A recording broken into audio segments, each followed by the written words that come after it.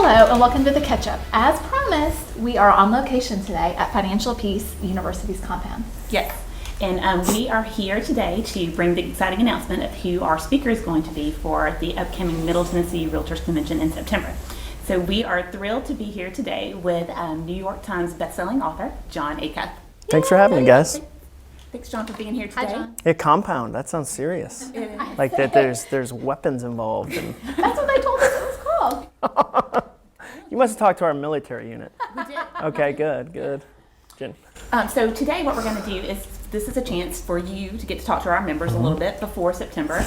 As if there's anyone who doesn't know who you are, we're going to do kind of our own take on ESPN's 2-minute drill. Sure. We're going to do a top 3 and 30-second drill. We're going to ask you a few questions. You got 30 seconds to give your best 3 answers. Great. To this question. I'm ready. Okay, so we're going to get started with our first question. Great. So, on your resume, which I'm sure at this point is probably like 14 pages long, what are the top 3 things you would want people to know about you from your resume? I feel like I should answer the top 3 most humble things. Like I'd go, well, I have a family, I have kids, and I'm just here to serve people. That's not real.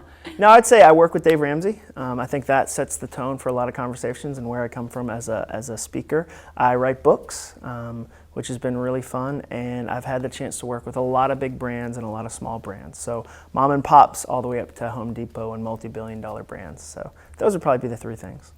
Before you came to Dave Ramsey, where are some places that you worked? Home Depot. I did a bunch of freelance for Chick-fil-A, Staples, Bose. Had a freelance side business where I'd work with a bunch of different folks. And my wife was actually a real estate agent and grew up in real estate. And her father works for David Weekley, and so we grew up around that industry. So it's one I have a lot of passion about, and it's fun to go and connect with folks about that topic. So anyway, what are top 3 random things about you that we may not know about you? I had to have my nose, I had to have plastic surgery when I was 18 to stay this attractive, because you shouldn't laugh at that. That hurts my feelings as a speaker, because I got in a skateboard accident and when I was younger, and so that's, a lot of people don't know that. A lot of people don't know I'm an introvert. My wife said that's what most people don't know, and so I'm very outgoing in some settings, but super, kind of chill and emo in other settings. Maybe not emo, but you know what I mean. And then we're out. That was 30 seconds. That was 2.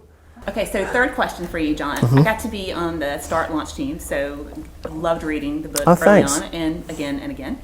So what are the 3 takeaways you would want to really point out from your book? That fear only gets loud when you do things that matter, and so do haters. And so if you're a real estate agent, you know what that feeling's like. You get 1,000 good reviews, you get 1 bad review on Angie's List or something, and that's the one you focus on. I'd say it's time to start right now, and I'd say that anybody can do it. The person that was publishing the book in Europe, into a foreign language, they just wrote us and said the publisher quit and started their own publisher because they read the book and were so inspired. That's cool. And they said, that person reads business books all day, thanks for nothing. And they were joking, but so I would say you can start, and anybody can. What are top 3 things why our members should come see you at the convention? What 3 things can you tell them?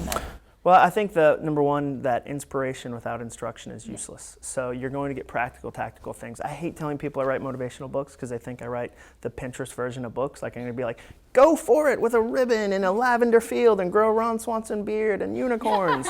And so the first thing I'd say is it's going to be practical and tactical. You're going to get real steps. The second thing I'd say is what fear fears is community. So I'm going to do my job, but just being in that room, there's 2 things you learn from the stage and then the actual room. So they're going to get a lot of value there, and then it's going to be fun. It won't be boring. We have one last question for you. Please. I think one of my favorite parts in Start is at the very beginning when you talk about, you're talking to the guy and you're talking about being lost and about having the greatest map in the world. And there's like a quote that says, it doesn't matter what kind of map, how great your map is, if you don't know where you are, you can't really start. So what are some things, the top 3 things you would think our members should maybe think about starting, or where they need to be, or where they are before seeing you in September? Yeah, I think that's a great question. I think one, to understand where they want to be. So often we don't have a destination. So I think a really easy way is to find somebody who's similar to where you want to be and go, what got them there? I think the second thing you'd go is, if I was there already, what would I be doing? And the third thing is, what are those things could I do today? I mean, one of my favorite activities is people have a 5-year party where you come as the person you want to be in 5 years. And it's a powerful exercise to prepare for that. So that's what I'd say. All right, well that's all we're going to do. That was super easy. Yeah. So thanks for being here. We look forward to having you in September. And, thanks for coming to the compound. I hope we can get it out. Yeah. This has been the catch up, and you're caught up.